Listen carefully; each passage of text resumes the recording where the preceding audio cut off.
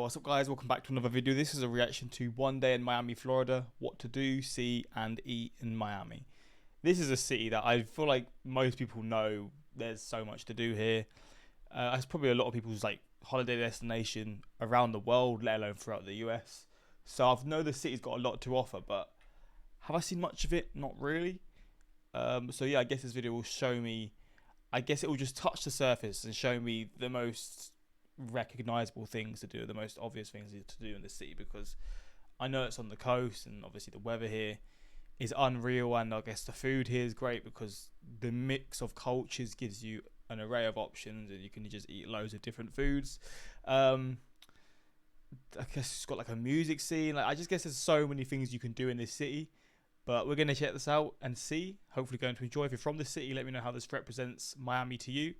And yeah, I guess we'll probably do a part 2 because, yeah, I just assume this city's got so much to offer and an 8-minute video is probably not enough to really represent that. But we're going to check this out and see a bit of Miami. There's no place quite like Miami. It's a city so colorful and over the top that it doesn't feel real sometimes. One minute you're eating Cuban sandwiches in Little Havana, and the next you're rubbing elbows with millionaires on a mega yacht. This week we met up with our friend Inigo, a local who you met in our World Cup series, who helped us nail down an itinerary to see a little taste of everything in Miami. So let's see what this city has in store for us over the next 24 hours.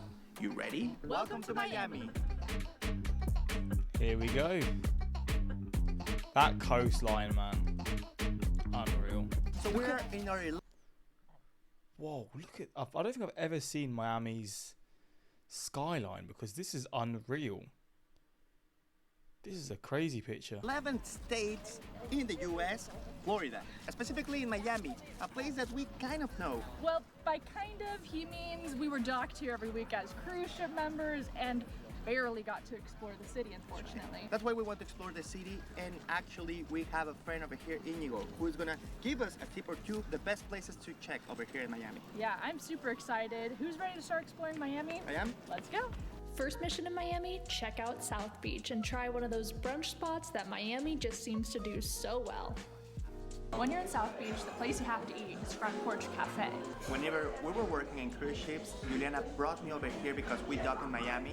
So she brought me over here to celebrate my birthday. She brought me over here for breakfast. Yep. And actually we're ordering the same thing we ordered that time. And it's funny because this meal in particular changed our life. It's called green eggs. It is eggs with pesto, and like literally it made such a mark on our memory because we kept trying to recreate it every time we were like at home. And we could not remember the name of the place that we got this. Actually, when we were researching for this video, we were assuming that like we just simply weren't gonna find it. So we picked Front Porch Cafe. Turns out this was the place after all that time. So we're coming back here. The Destiny brought us over here again, and we totally recommend this place. Yeah, okay, so it doesn't look super beautiful on camera, but Oh, so they like it's scrambled egg with pesto. That is a very interesting concoction, but pesto is amazing, and scrambled egg's great as well. So I assume it's really nice. telling you, the taste is what matters.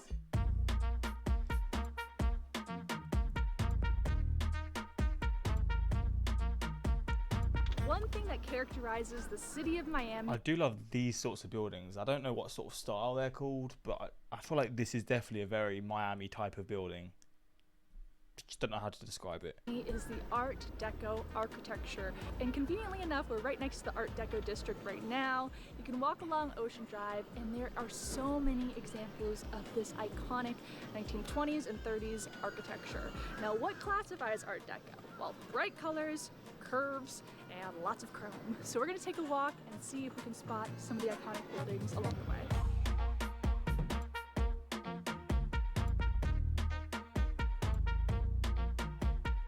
We're walking across over here, and then I recognize this amazing building from one of the best movies filmed in Miami. That is Scarface. The Ay Chico. This is They never Scarface. This place does seem very movie-esque.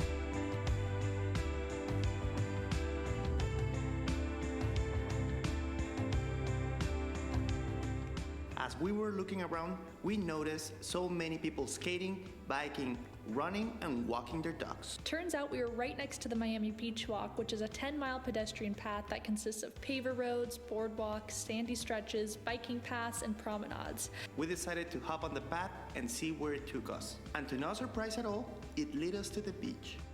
So probably this is the most famous place in Miami, South Beach. Everybody's having a good time over here, getting tan, going to the water, having a good day. I'm gonna do the Imagine having this on your doorstep. Wow.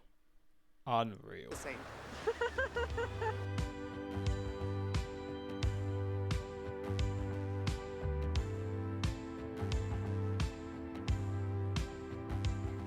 As we walked around the beach, we noticed these lifeguard towers that add a striking contrast to the ocean's blue hue. These towers are not only functional in supporting Miami Beach Patrol lifeguards, but they're also significant symbols of Miami's history and rebirth.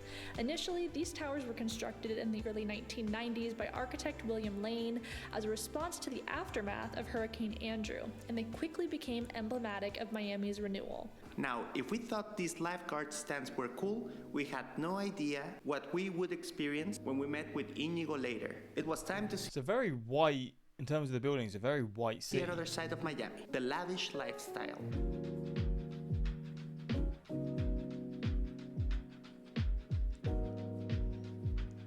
The super wealthy. Now, when you're coming to Miami, odds are there's probably something happening here because there's a lot of events happening here every single month. There's the South Beach Wine and Food Festival, Art Basel, and we just so happen to be here during the Miami International Boat Show, which just so happens to be one of the largest in the world. There are so many people here visiting, some of them even here to buy these yachts that we're witnessing. Meanwhile, Martina and I just simply want to buy our own car, a Toyota. But we're rubbing shoulders with some millionaires and manifesting the yacht life for us one day. So here we are, surrounded by fancy people with fancy boats. And the three of us were feeling a little bit out of place, but we were determined to have a good time and act like we belonged there. As we walk around, we spotted this gorgeous yacht that we really wanted to check out. But let's be real, we don't look like yacht buyers. So we sweet-talked the salesman into thinking that the three of us were a team of investors ready to buy this yacht right then and there. And guess what? It worked. Wow, look at this yacht, man. We got a private tour of the yacht, and during the tour we were asking very specific questions about the engine and the maintenance, trying to make it seem like we really knew our stuff. Okay, I can see myself getting used to this. My very own Captain Lee. Dude, this has more bathrooms than my house. Like, there's Wow. 1, 2, 3 just in this area. Look at Martina, this. imagine Imagine owning this. Bloody hell. Remotely from here. That's the real digital nomad life. Oh, Although yeah. I think you don't do much working if you own one of these.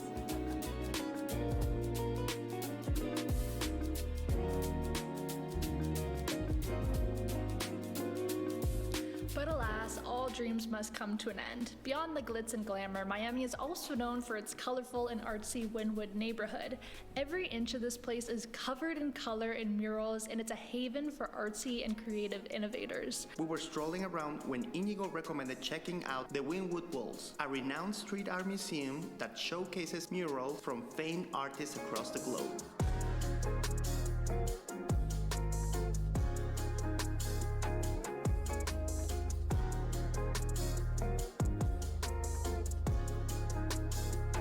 Damn.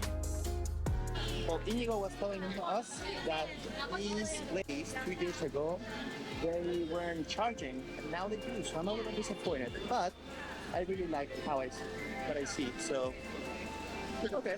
At this point, we realized we were super hungry. Earlier in the day, Inigo was going on about this amazing hole-in-the-wall restaurant that serves up some of the greatest Wagyu steak he's ever had for a quarter the price you'd find in an upscale steakhouse in the city. That's all we needed to hear, so we headed to Wagyu Bar. It's a really cool hole-in-the-wall restaurant that serves, for me, the best steak I've ever had.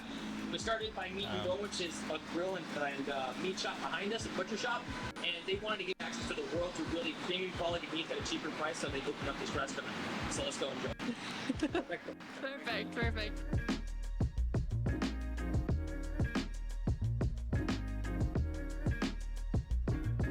Inigo, can you tell us about what we ordered? What you're looking at here is you've got a ribeye steak at the USDA, and then over here you have a Miyazaki Farms Japanese 8-5 Wagyu beef, which has a BMS meat marbled score of a 12, which is nice. And how much would that normally cost at another restaurant? You can get it at a 5-star restaurant, let's say, or a Michelin-star restaurant. You're going to pay about $40 an ounce. That's about 10 ounces. That's about $400. Oh my gosh. And here? We're paying 120. Oh my god. Damn.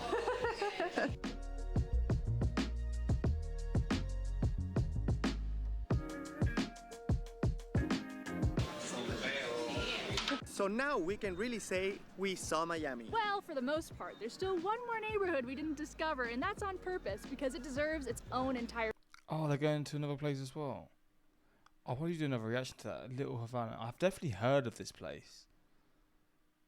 I'm gonna have to do another reaction to this because I've got post videos now at 6:30, and I tend to post videos at 6 UK time, so I've got to catch up and post stuff now, and they're uploading at the moment. But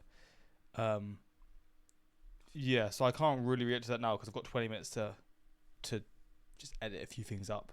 But I'm definitely gonna check this out because this is just this wasn't even touching the surface. This is just touching the I don't know what's less than the surface. I can't really think.